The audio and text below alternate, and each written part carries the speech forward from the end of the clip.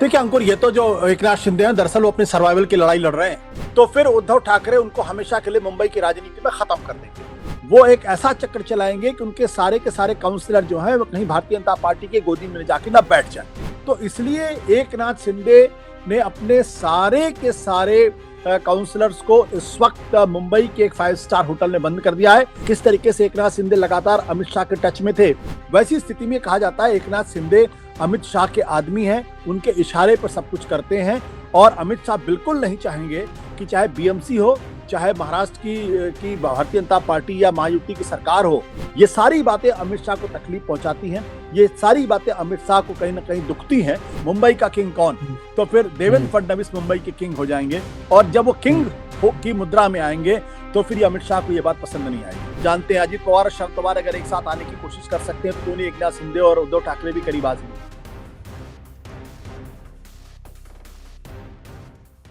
क्या बाला साहेब ठाकरे का नाम लेकर एकनाथ शिंदे ने बीजेपी के चक्रव्यूह को तोड़ने की तैयारी कर ली है? क्या पुत्र और शिष्य की इस लड़ाई में अब सम्मान का दांव बीजेपी पर भारी पड़ने वाला है? दरअसल मुंबई की सियासत में इस वक्त गजब का सस्पेंस है। 23 जनवरी से बाला साहेब ठाकरे का जन्म शताब्दी वर्ष शुरू हो रहा है और एकनाथ शिंदे ने इसी जज्बाती मौके को अपनी राजनीति का सबसे बड़ा हथियार बना लिया है। उनका साफ कहना है कि अगर बाला साहेब को सम्मान देना है तो मुंबई का मेयर शिवसेना का होना चाहिए। यह सिर्फ मांग नहीं है बल्कि एक इमोशनल वार है जिसका जवाब देना बीजेपी के लिए बेहद मुश्किल भी है। एक तरफ 29 पार्षदों की होटल बंदी है और दूसरी तरफ दिल्ली तक पहुंचने वाले 7 सांसदों की धमक भी है। शिंदे के 7 सांसद हैं। सवाल यह है कि क्या बीजेपी इस इमोशनल जाल में फंसकर मुंबई की चाबी शिंदे को सौंप देगी या फिर सम्मान की जंग महायुति के गठबंधन में ही दरार पैदा कर देगी? और बड़ा सवाल यह है क्या मुंबई की राजनीति में कोई ऐसा महाचमत्कार होने वाला है जिसकी कल्पना अभी किसी ने नहीं की है? नमस्कार, मैं हूं अंकुर, आप देख रहे हैं सत्यनी का खास शो आशुतोष की पैनी नजर, जहां आशुतोष जी खबर की खबर लेकर असली खबर बताते हैं। आशुतोष सर, शिंदे के बयान कि बाला साहेब ठाकरे को सम्मान देने के लिए शिवसेना का मेयर होना चाहिए और पार्षदों की होटल बंदी, ये दोनों को मिलाकर कैसे देखना? देखिए अंकुर, ये तो जो एकनाथ शिंदे हैं दरअसल वो अपनी सर्वाइवल की लड़ाई लड़ रहे हैं। उनको इस बात का पूरी तरीके से अंदाजा है कि मुंबई के अंदर बाला साहब ठाकरे की विरासत तो उद्धव ठाकरे के पास चली गई और राज ठाकरे के पास, दोनों के पास 70 से ज्यादा काउंसलर हो गए हैं। और जो बाला साहब ठाकरे की विरासत को हड़पने का दावा कर रहे थे, उसके असली उत्तराधिकारी बनने का दावा जो एकनाथ शिंदे कर रहे थे, वो तो चले गए हाशिए के ऊपर। उनको सिर्फ 29 सीटें मिली हैं। तो वो लड़ाई वो बुरी तरीके से हार चुके हैं। लेकिन उनको इस बात का डर है कि अगर बाला साहब की विरासत अगर पूरी तरीके से उनके हाथ से खत्म हो जाएगी तो उनके असली शिवसेना होने का जो संकट है वो बहुत बड़ा हो जाएगा। क्योंकि अगर आप चुनाव आयोग की नजर से देखेंगे तो दरअसल एकनाथ शिंदे की पार्टी को असली शिवसेना बताया गया है। उनके पास पार्टी का पुराना जो चुनाव चिन्ह भी है। उद्धव ठाकरे की पार्टी का नाम भी बदला और साथ ही साथ उनका चुनाव चिन्ह भी बदला है। तो असली शिवसेना कौन है, ये संकट एकनाथ शिंदे के सामने मुंबई खड़ा हुआ है। उनको मालूम है कि अगर मुंबई की अगर बीएमसी पर अगर वो पीछे हट गए या पिछड़ गए तो फिर उद्धव ठाकरे उनको हमेशा के लिए मुंबई की राजनीति में खत्म कर देंगे। दूसरी बात जो उनको इस बात का पूरी तरीके से डर सता रहा है कि अगर उन्होंने भारतीय जनता पार्टी के सामने घुटने टेक दिए तो फिर उनकी बार्गेनिंग पावर पूरी तरीके से खत्म हो जाएगी। क्योंकि विधानसभा के चुनाव में भी भारतीय जनता पार्टी उनसे कहीं बड़ी पार्टी है और लगभग बहुमत के आंकड़े के बिल्कुल करीब है। जहां तक बीएमसी का प्रश्न है तो बीएमसी में भी भारतीय जनता पार्टी को 89 सीटें मिली हैं और एकनाथ शिंदे को 29 सीटें मिली हैं। यानी तकरीबन तकरीबन 1/3 सीटें जो है इस वक्त शिंदे के पास है बीजेपी की तुलना में। उनको मालूम है कि अगर उन्होंने समर्थन देना स्वीकार कर लिया तो फिर जिस तरीके के राजनेता देवेंद्र फडणवीस हैं, वो एक ऐसा चक्कर चलाएंगे कि उनके सारे के सारे काउंसलर जो हैं वो कहीं भारतीय जनता पार्टी के गोदी में जाके ना बैठ जाए। उन्हें इस बात का डर है और वो इस बात को अच्छी तरीके से जानते हैं क्योंकि जिस तरीके से भारतीय जनता पार्टी ने देवेंद्र फडणवीस के नेतृत्व में शिवसेना को तोड़ा था, उस तोड़ने की कमान दरअसल एकनाथ शिंदे के हाथ में थी। और वो किस तरीके से सारे के सारे विधायक जो शिंदे समर्थक विधायक थे वो गुजरात गए, गुजरात के बाद असम गए, तो उस पूरी प्रक्रिया से अच्छी तरीके से वाकिफ है। उनको लगता है कि वो अपने काउंसलर्स को तभी अपने साथ रख पाएंगे जब मुंबई के अंदर उनका मेयर होगा, तब वो अपने तमाम काउंसलर को वो सत्ता के सुख भोगने की के लिए उनको प्रेरित कर सकते हैं। अगर सत्ता उनके हाथ में नहीं रहेगी, तो फिर वो एक तरीके की पिछलग्गू पार्टी हो जाएंगे और उनके काउंसलर को लगातार इस बात का डर रहेगा कि वो बीजेपी के साथ न चले जाएं।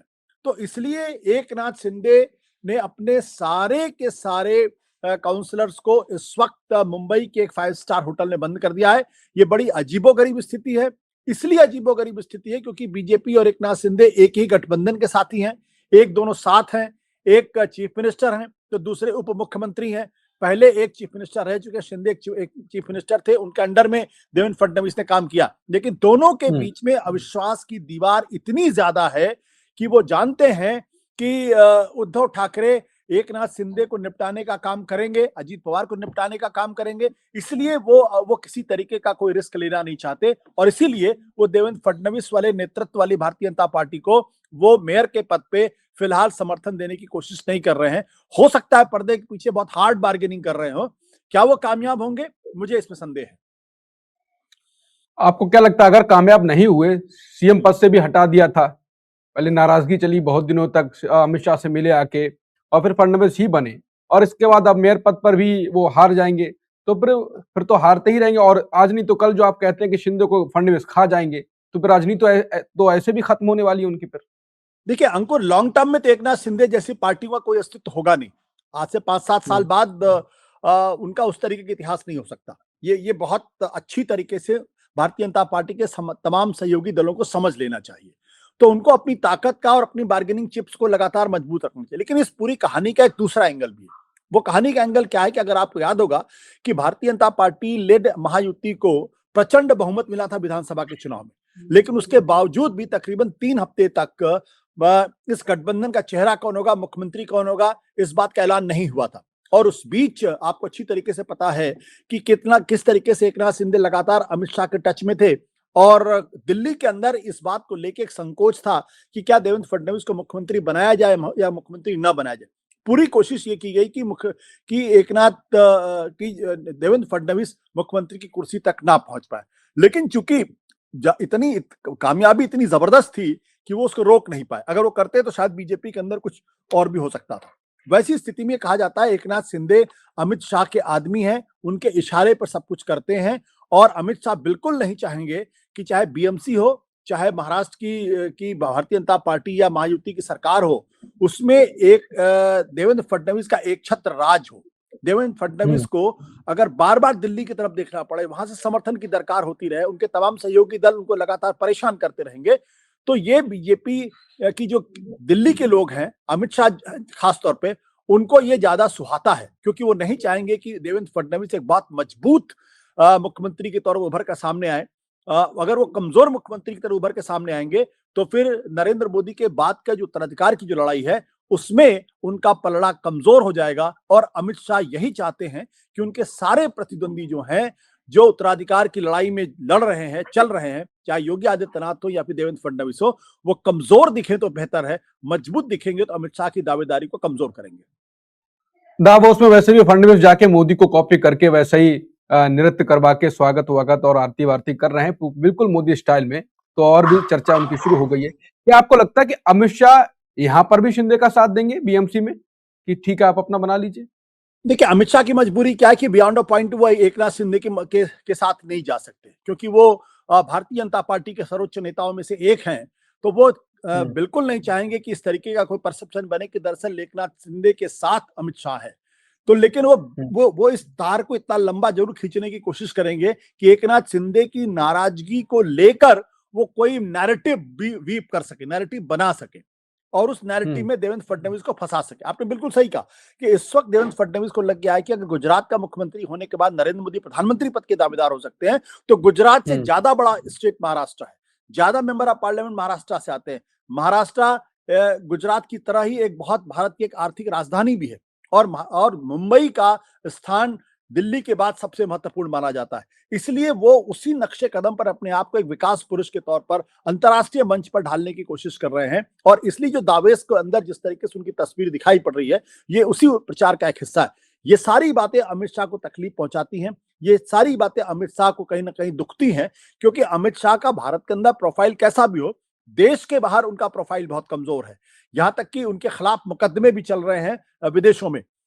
इसलिए और अमित शाह को विदेश गए हुए मुझे लगता है कि एक लंबा अरसा हो चुका, कम से कम मैंने तो नहीं देखा पिछले कई कई सालों में कि वो विदेश गए हो। तो उनका ग्लोबल प्रोफाइल बहुत कमजोर है। देवेंद्र फडणवीस चाहते हैं कि उनका ग्लोबल प्रोफाइल अच्छा हो जाए, महाराष्ट्र के अंदर उनकी पकड़ मजबूत रहे, और जो तमाम छोटे मोटे टिडबिट्स एक नाथ शिंदे, अजीत पवार जैसे लोग ये आने वाले समय में अगर पूरी तरीके से खत्म कर दिए जाए या सरेंडर कर दें, तो फिर एक नाथ शिंदे और अजीत पवार पर उनकी जो निर्भरता है वो बहुत कम हो जाएगी, और फिर वो महाराष्ट्र के एकमात्र जिसे कहते हैं ना किंग कौन, मुंबई का किंग कौन, तो फिर देवेंद्र फडणवीस मुंबई के किंग हो जाएंगे। और जब वो किंग हो की मुद्रा में आएंगे तो फिर अमित शाह को ये बात पसंद नहीं आएगी।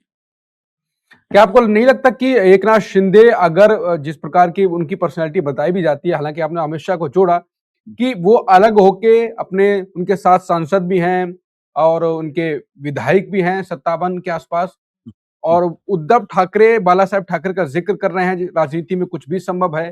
जैसे राज ठाकरे साथ आए उद्धव ठाकरे के, वैसे एकनाथ शिंदे भी, पूरी शिवसेना एक हो सकती है, ये ऐसा माहौल भी बन रहा है। राजनीति में कुछ भी असंभव नहीं हो सकता।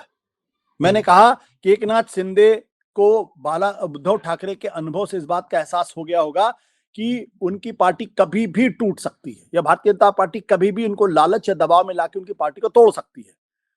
इसलिए वो उस अनुभव को अच्छी तरीके से जानते हैं, इसलिए वो दिल्ली के करीब रहना चाहते हैं, वो अमित शाह के करीब रहना चाहते हैं। वो जानते हैं कि देवेंद्र फडणवीस की अंततः रणनीति यही होगी कि एकनाथ शिंदे को कमजोर करो, उनके एमएलएज, एमपी, काउंसलर्स को अपनी पार्टी में लेके आओ, और जो बीजेपी की डिपेंडेंस महाराष्ट्र के अंदर है एकनाथ शिंदे को लेकर, वो पूरी तरीके से खत्म हो जाए। ये उनकी समझते हैं इस बात को। वो एक ही चीज पर सर्वाइव कर सकते हैं, अगर उन्होंने बीएमसी के चुनाव में बहुत शानदार प्रदर्शन किया होता, जो बिल्कुल निराशाजनक प्रदर्शन है उनका, उनके सर्वाइवल के एकमात्र कारण हो सकता है दिल्ली के अंदर नरेंद्र मोदी और अमित शाह उनको सपोर्ट करे तो।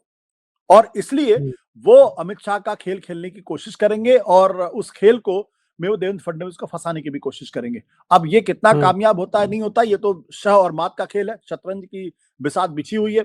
कौन किसको शह दे पाता है, कौन किसको मात दे पाता है, देखने वाली बात है। कभी कभी प्यादे भी जो है वो राजा को मार देते हैं, या किसी बड़े वजीर को मार देते हैं। तो मैं तो ये नहीं कहूंगा एकनाथ शिंदे प्यादे हैं, लेकिन हाँ, उनकी स्थिति आज की तारीख में बहुत कमजोर है। उद्धव स्वीकार करेंगे शिंदे को अगर कभी जरूरत पड़ी तो, जैसे राज ठाकरे को किया? राजनीति में कुछ भी असंभव नहीं होता। आप जानते हैं अजीत पवार और शरद पवार अगर एक साथ आने की कोशिश कर सकते हैं, तो क्यों नहीं एकनाथ शिंदे और उद्धव ठाकरे भी करीब आ जाएंगे। क्योंकि अगर उद्धव ठाकरे, अगर शिंदे साथ आते हैं, तो फिर उद्धव ठाकरे की जो शिवसेना होगी, जो बाला साहब ठाकरे की शिवसेना होगी, वो और मजबूत होगी।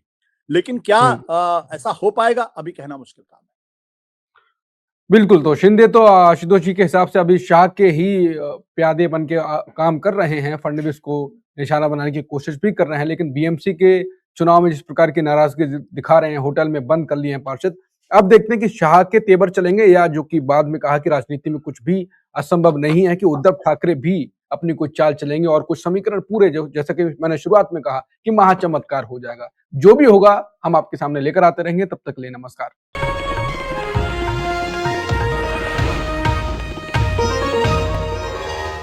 Copyright disclaimer under Section 107 of the Copyright Act 1976. Allowance is made for fair use for purposes such as criticism, comment, news reporting, scholarship, and research. Fair use is a use permitted by copyright statute that might otherwise be infringing.